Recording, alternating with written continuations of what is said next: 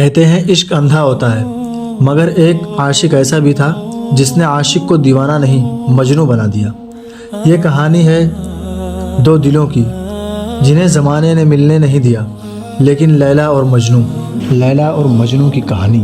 بہت زمانے پہلے عرب کے ایک قبیلے میں قیس بن ملوح نام کا ایک نوجوان رہتا تھا۔ وہ بہت ذہین، شاعر اور خوبصورت تھا۔ ایک دن اسکول میں اس کی ملاقات ایک کالی لڑکی لیلا بنت عامر سے ہوئی۔ دونوں ایک ہی قبیلے کے تھے اور وقت کے ساتھ ان کے دل ایک دوسرے کے لیے دھڑکنے لگے۔ ان کا عشق اتنا گہرا تھا کہ لوگ قیس کو مجنوں کہنے لگے، یعنی دیوانہ، کیونکہ وہ لیلا کے عشق میں خود کو بھول گیا تھا اور جس گلی سے لیلا گزرتی تھی وہ خوشبو سے اس گلی کو پہچان لیتا تھا کہ یہاں سے لیلا گزری ہے، اور وہ جنگلوں میں جا کر تنہا لیلا کا نام پکارتا، اشعار کہتا اور ہوا سے باتیں کرتا۔ اس کے اشعار میں عشق کی آگ اور روح کی تڑپ جھلکتی تھی۔ جب لیلا کے والدین کو اس عشق کا پتہ چلا تو وہ سخت ناراض ہوئی۔ ان کے قبیلے کی عزت کے خوف سے انہوں نے لیلا کا رشتہ کسی اور سے کر دیا۔ مجنوں نے جب یہ خبر سنی تو وہ بالکل ٹوٹ گیا، دنیا سے کنارہ کشی اختیار کر لیا، جنگلوں ریگستانوں میں بھٹکتا رہا، بس لیلا لیلا کہتا رہا۔ لیلا نے بھی شادی کے بعد کبھی اپنے شوہر کو دل سے قبول نہیں کیا۔